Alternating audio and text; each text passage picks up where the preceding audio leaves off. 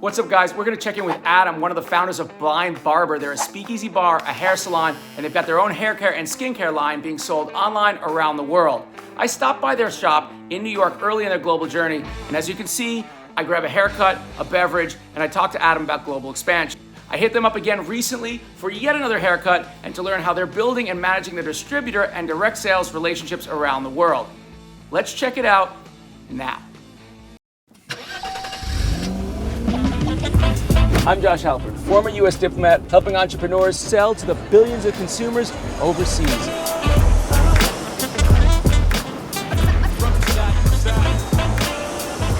We're living in a time of unprecedented opportunity for small businesses that know how to optimize their e-commerce channels. Find out how some fail, some succeed, and how you can leapfrog the competition. This is VanBassador. Tell us about Barber. What is Barber? How did you get started? Yeah, it's been around for 10 years. It started off as a little barber shop with a hidden bar in the East Village in New York City. That was about 10 years ago. And like I said, just a little barber shop in the front. And then we had a hidden speakeasy cocktail lounge behind the barber shop. Since then, we've expanded to 6 locations around the country. In Los Angeles, we have 2 locations. We have a location in Chicago, in Philadelphia, and then we also have partnered with the Moxie Hotel in Times Square to have a barbershop there. All along the way, over the last 8.5 years, I would say, we've been running a men's grooming product line. It was more than just a barbershop and more than just a bar. It was a place where people would come and feel a sense of community and camaraderie.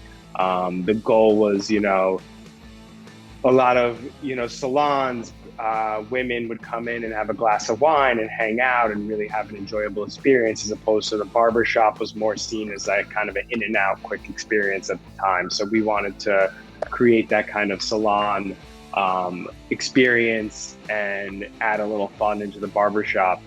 Can you describe the connection from a product perspective between the bar and how it inspires your products, and what is unique to your products, so that people understand it's not just a gimmick, there's actually a really unique attribute to your product? Basically, with the products, we wanted to bottle up our concept and have people be able to take something home.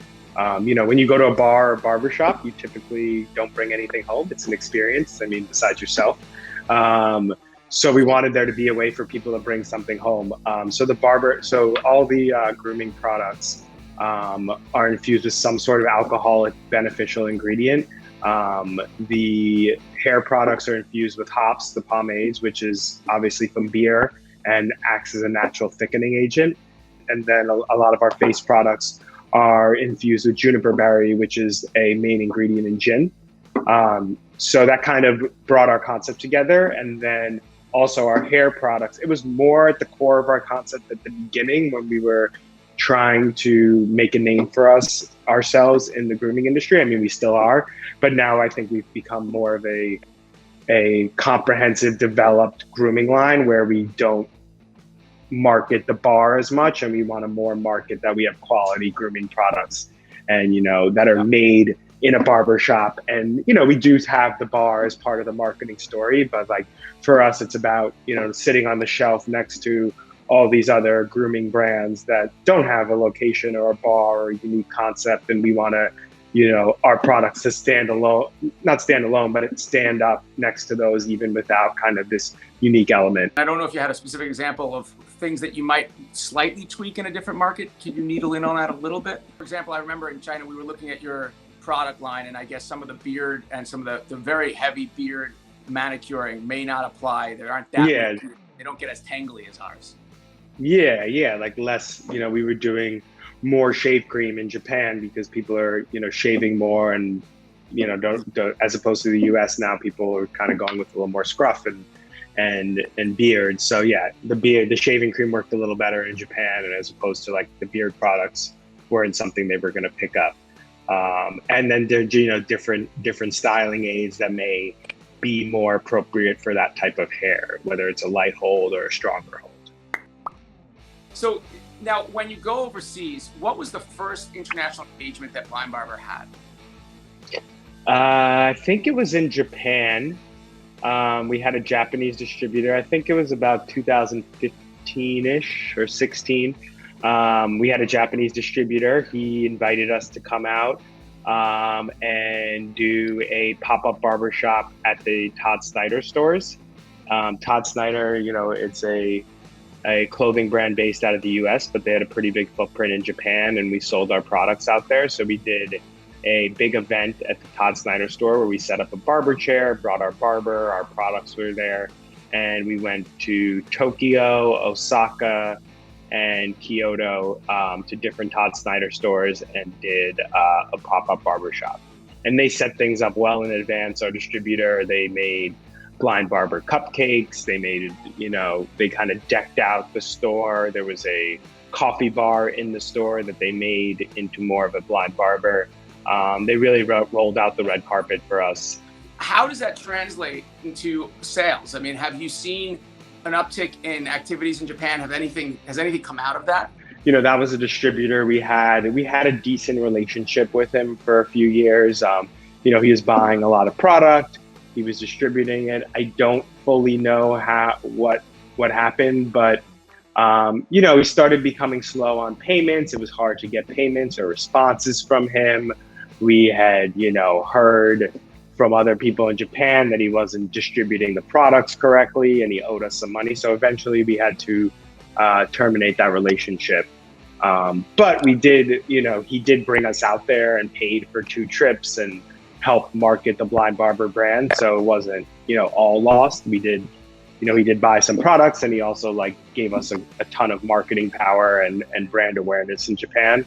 And then we moved on to another Japanese distributor. And it's been going well. It's probably our, next to the UK, it's probably our second biggest international channel. I also have a question to you around that experience with your distributor.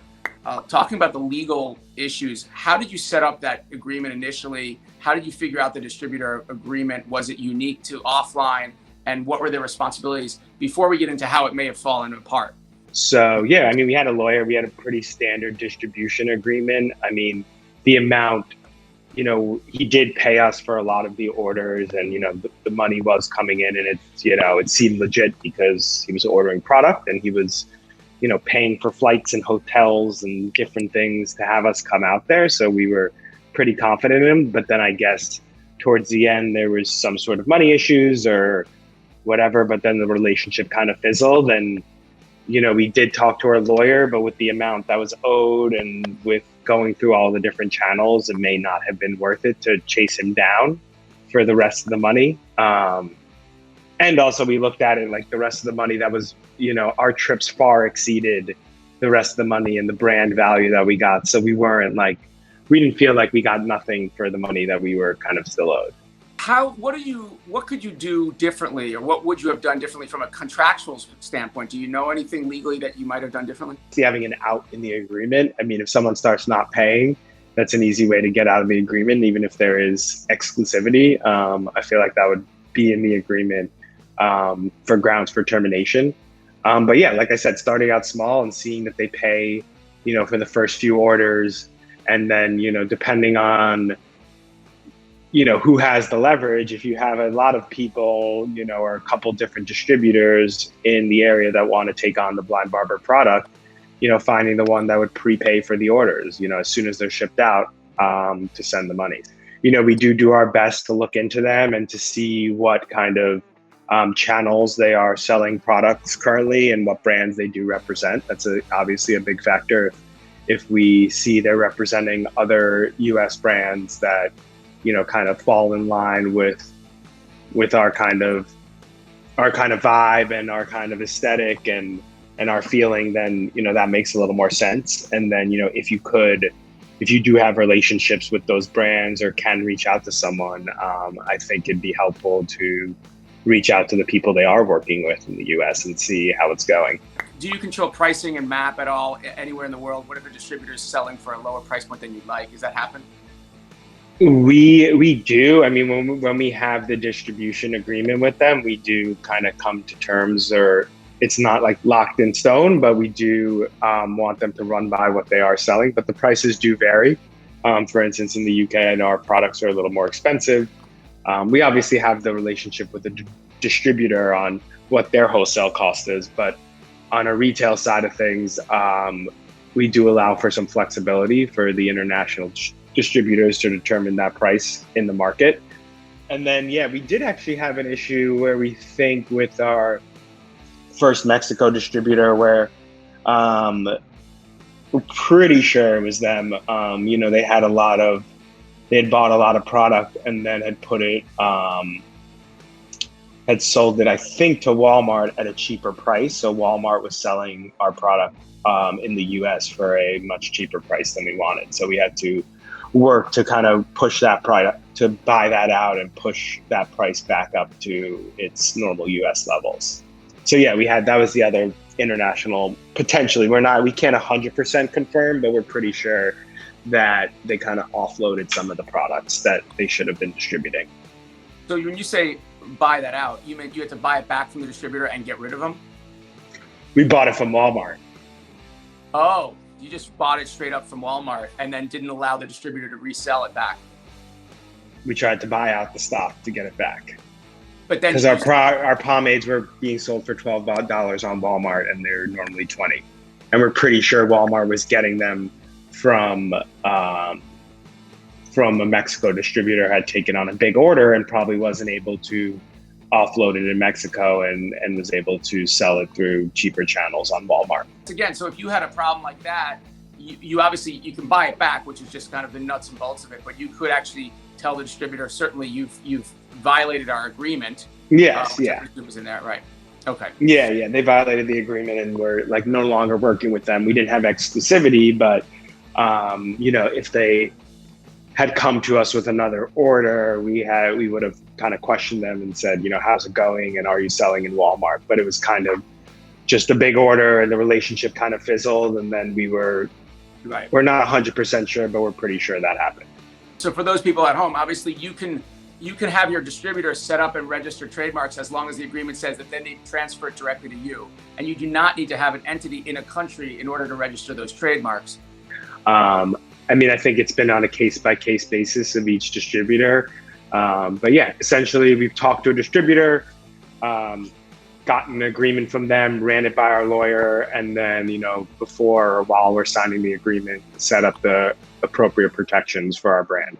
Real quick, Adam, tell me a little bit about the takeaways, advice for small and medium businesses looking to get involved and grow globally, especially those that are in the professional or spa space that have product that they want to move overseas. I think first and foremost is finding a passionate, interested partner or distributor. Like I said before, I think the main thing is having someone that's passionate about your brand and that's interested in it and is not just picking it up to move units or to just check off something on a checklist. I think the first and foremost is to develop that relationship with someone who's genuinely interested in your brand and your product and believes in your product and brand in their territory to expand it. So that would be first on my list, is to make sure you kind of find the right partner that's interested, and then also to kind of check out if that partner is legitimate. What brands do they work with? What retailers are they selling? What kind of units and volume do they expect? And then maybe, checking them out, checking out the, US brands that they do work with and sending them an email and saying, hey, I'm working with so-and-so in China. How's it been going? Do you have any sort of, as a fellow, business owner, as a fellow US business, would you give, your stamp of approval to work with this distributor? And then after that is just kind of getting a lawyer to make sure you kind of set up the agreement properly and have the protections in place and negotiating price and logistics and all that kind of stuff. Adam, thanks so much for joining us. We really appreciate you helping our audience figure out how to navigate global, and we hope to see you soon in a barbershop bar near you. I would love that. Thank you so much. Thank you, Adam. We'll talk to you soon.